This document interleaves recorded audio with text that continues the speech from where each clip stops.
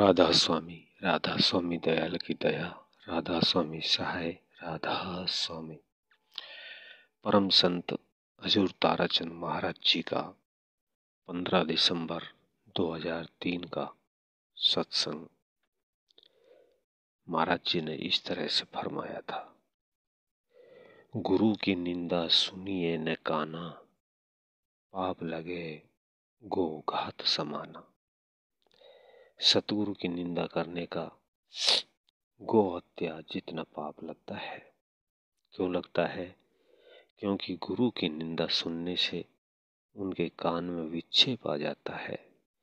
विक्षेप आने से गुरु में अविश्वास हो जाएगा। अविश्वास होने से उसमें नुक्स ढूंढने शुरू कर देगा। जैसे पतिव्रता स्त्री अपने पति की बुराई सुनती है तो वह गिर जाएगी। गुरुमुख भी यदि अपने गुरु की निंदा सुनता है तो गिर जाएगा, क्योंकि उसका गुरु में अभाव आएगा कि मेरे गुरु में ये दोष है। सतगुरु में कोई भी दोष नहीं होता, उसमें गिरावट आ जाती है। मनु जी ने ये ठीक ही कहा है, गुरु की निंदा सुनिए न काना, पाप लगे गो घात समाना।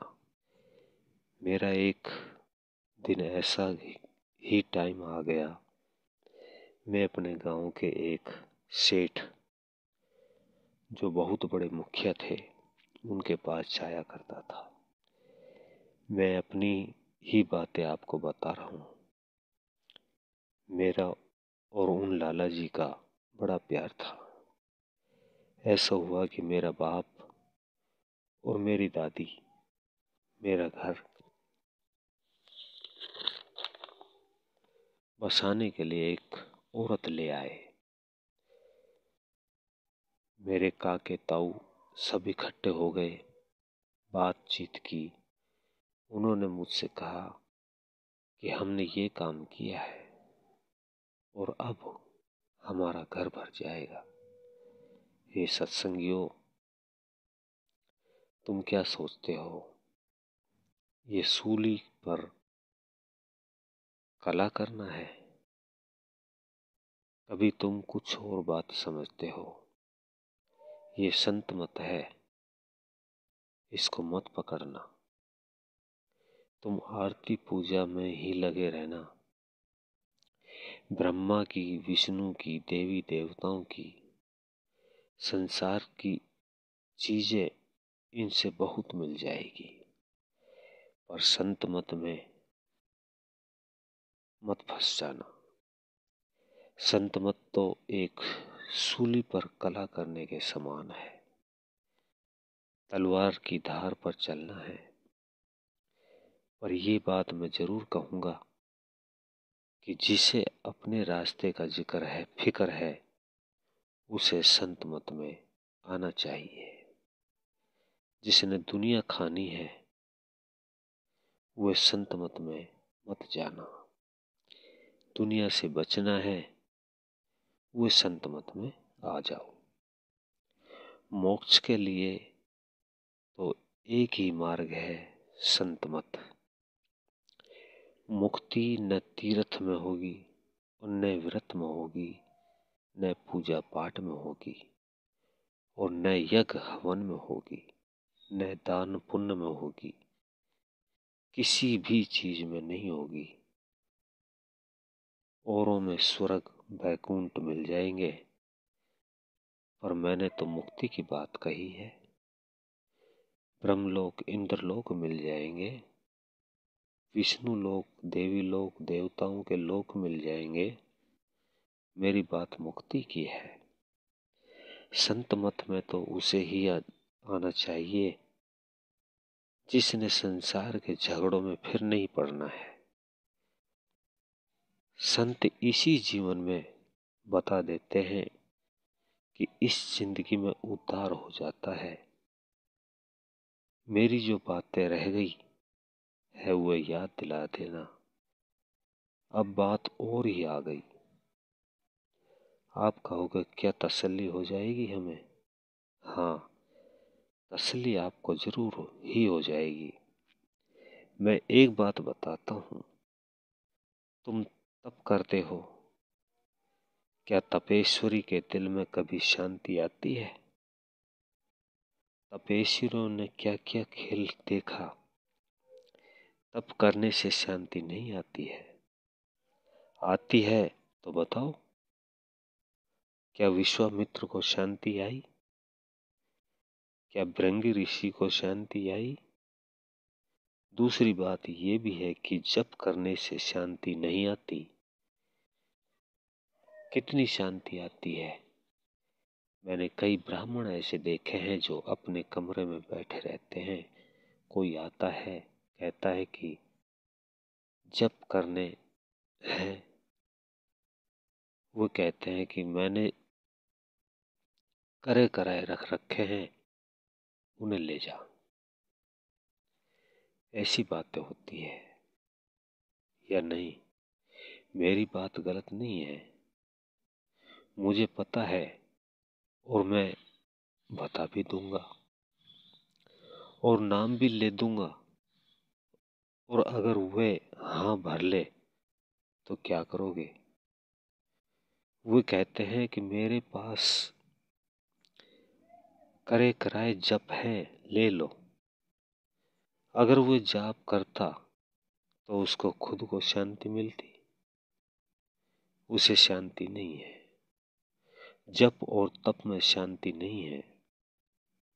तुम पूजा भी रोज ही करते हो, कभी देवी कभी देवताओं की।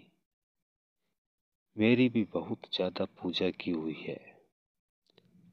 पूजा तुम भी करते रहते हो, इससे भी शांति नहीं मिलती। पूजा और पाठ भी करते रहते हो, कोई गीता का पाठ करता है, कोई रामायण का करता है, कोई भगवान का करता है। अगर पूजा पाठ और दान पुण्य ही करते हो तो राजा बलि यज्ञ करने वाला था, उसको पाताल में भेज दिया था। दान पुण्य करने वाला कर्ण से बड़ा कोई भी नहीं हुआ, ये तुम्हारे ही इतिहास कहते हैं। कहते हैं कि उसको सोने के पहाड़ मिले, उसको यही कहा गया कि इन्हीं को खा लो। उसने कहा कि अब मैं क्या करूं? मैंने ये कथा महात्माओं से सुनी है।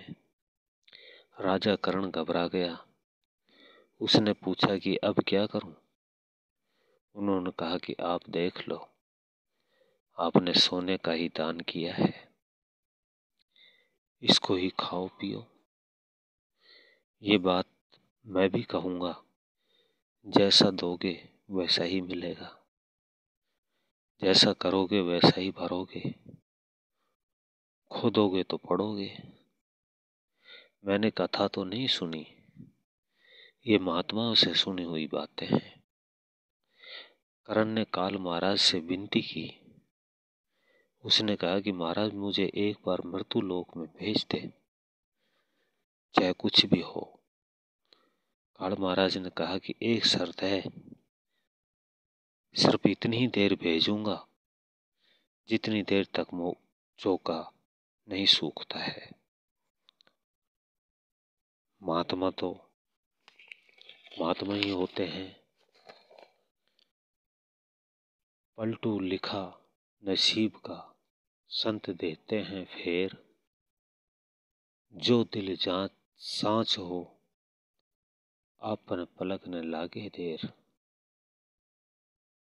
पलटू जी कहते हैं कि संत लिखा हुआ मिट देते हैं,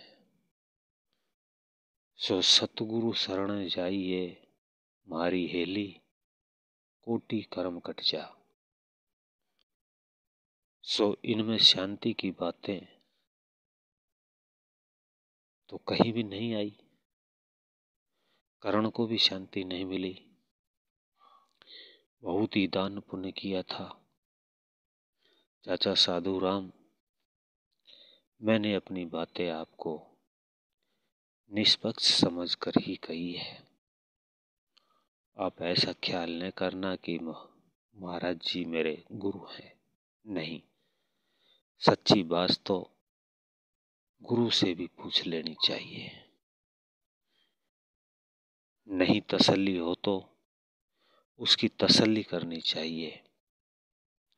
जब तक संशय नहीं जाएगा तो संसार नहीं छूटेगा। अगर संशय ही रह गया तो संसार में बार बार आना पड़ेगा। मैं वो पाखंडी आदमी नहीं हूँ कि तुम्हारी इज्जत भी लूँ और धन भी लूँ और तुम्हें अपना दास बनाए रखूं। दास बनोगे तब पता भी लग जाएगा, तो संशय रह गया तो संसार नहीं छूटेगा। ब्रह्म है तो भ्रांति कैसे जाएगी? भ्रांति है तो शांति नहीं आएगी। ये बातें मैंने सिद्ध करके बताई है। अब कर्ण को इतनी ही देर का समय दिया जितनी देर में चौका सूखता है। चौका तो हवा थोड़ी ही देर में सुखा देती है। उसने सोचा अब क्या करूं। इससे आगे सुनने के लिए वीडियो को लाइक करें, चैनल को सब्सक्राइब करें। राधा स्वामी जी। यह वीडियो अच्छा लगा हो तो वीडियो को लाइक करें और ऐसे ही और भजन सत्संग सुनने के लिए चैनल को जरूर सब्सक्राइब करें और बेल आइकन को प्रेस करें, जिससे सबसे पहले नया वीडियो आपको देखने को मिले। राधा स्वामी जी।